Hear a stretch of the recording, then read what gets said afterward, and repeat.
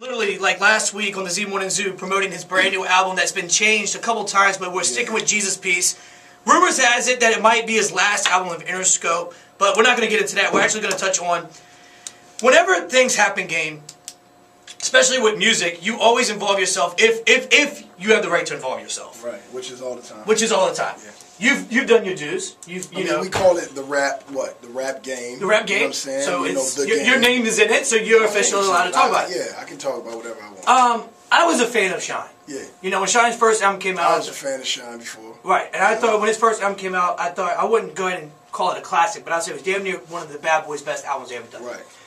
And when everything went down with Shine, I was one of those guys that was literally anticipating him returning. You know, getting out of jail, coming home. Like everybody was, man. But recently I've noticed on Twitter he's been just, it's almost like, I don't want to throw Gucci's name out there, but it's almost like he's just mad at everybody. Right. Kendrick Lamar drops a great hip-hop album. Yeah, like a good, understand it's like a really, really good hip-hop album. Right. It's not gangsta. And he doesn't have a lot of radio support. Right. You know, when you ask the mainstream audience, they know Taylor Swift, you know, they know all those artists, but Kendrick Lamar is not a mainstream artist yet. For him to sell $250,000 his first week was huge. That was big.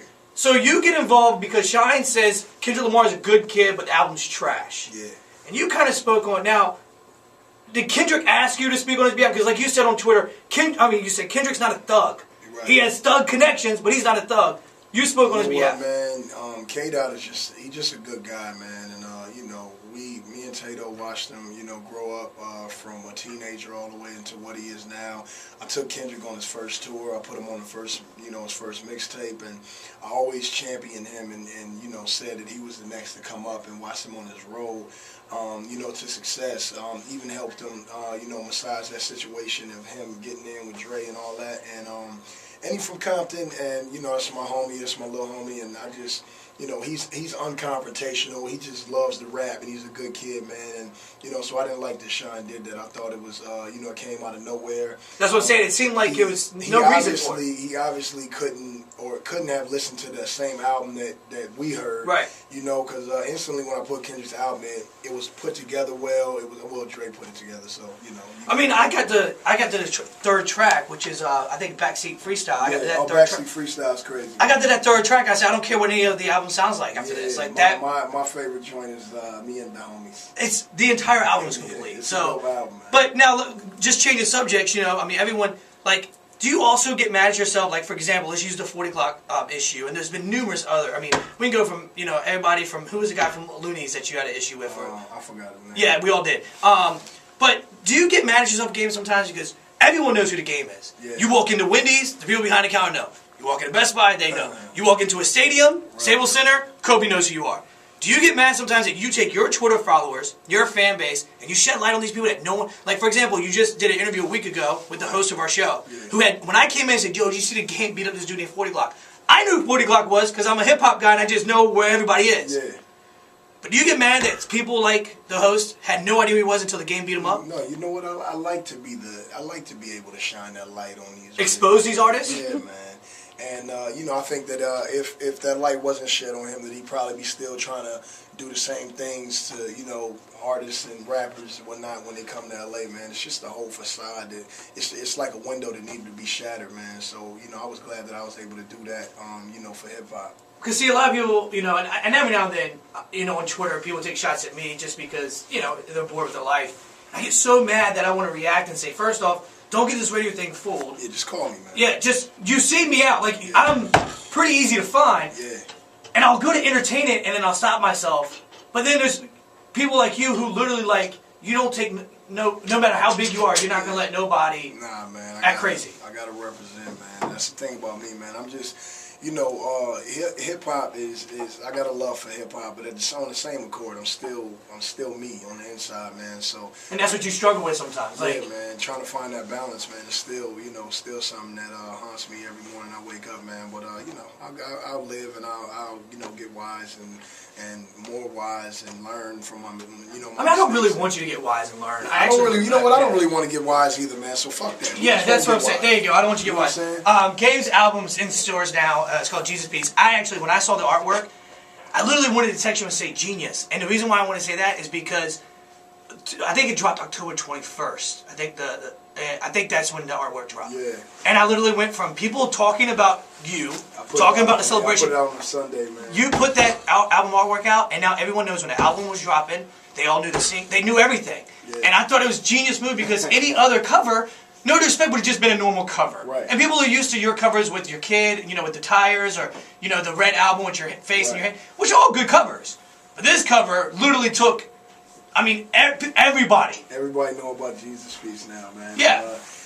You know what it was? I think it was my idea. It didn't start off as a genius marketing strategy. But you see how it is now. But once I got the artwork back, I instantly said, me and my team, we were like, this is going to piss people off. And I second guessed myself, and I wasn't going to put that cover out. But, you know, my homie's just like, man, fuck what people think, man. Just put it out, man. Like, it's dope. And when I came into work and I showed the zoo that, Nick didn't say much. Trisha, our co-host, she's like, that's really disrespectful. And then here I am on the other end going, no, it's not.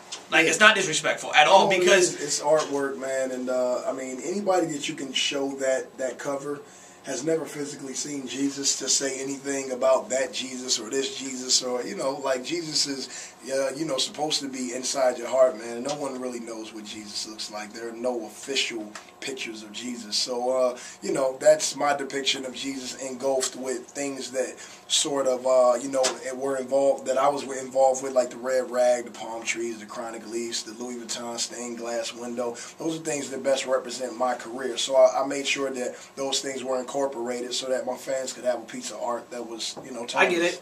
I get it. We got the Gabe in the studio who's here a week ago. His album's out in stores. Buy, I don't know, 7, 8, 9 copies. Is there any artist, you know me, Gabe. You've known me, God, you know me since the first album.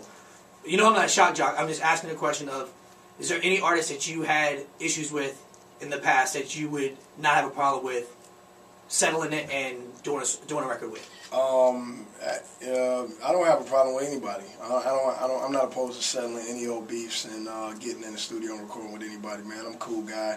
I don't hold grudges, and you know what I'm saying? It's not like, you know, we're out here trying to, you know, really physically kill each other. So it's all good, man. Right. Games in the studio. You know, you got your own crew with you. You guys are doing the whole promo tour and all that stuff. Is there a tour, an actual concert tour, not a promo tour where you go to radio stations and then go to nightclubs and all that stuff? I'm talking, are we going to see the game in Hampton Roads? You know what?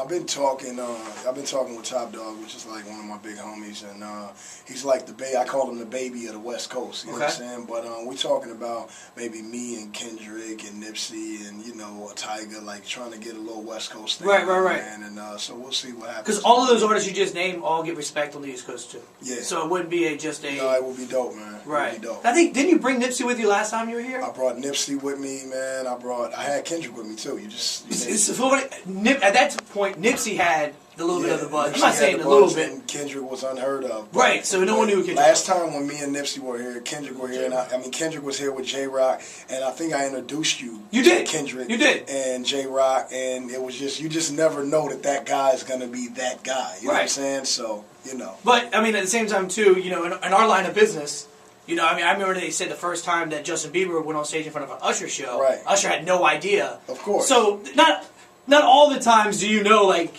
you can look back at old Snoop Dogg concerts and see me up there with my khakis on, with a microphone, hype man. Come on, Tupac was in Humpty Hump. I mean, hey, like, you know. that might be the number. You know, if this was like Family Feud, that would be the #1 answer. Yeah. That if anyone would have said that Tupac would have went from a background dancer to this. But thank you for coming in, man. I really appreciate it. And every time, I get excited when you have an album come out because I know that somehow you're going to make your way towards here. And it's kind of like, you actually are like my big brother who I don't see often, but when I do see, it's like we were kicking it yesterday. Yeah, so you know, thanks for coming through. And you know, if you need anything from us, let us know. And just keep on beating people up and taping on your iPhone. There you go. All right, brother. You already know what it is, man. It's the game in the building, man. I used to be pretty gangster, and now I'm just pretty square and cool. Z104 is a station that's my family. I love them. They love me. That's why you hear my songs on the station all the time.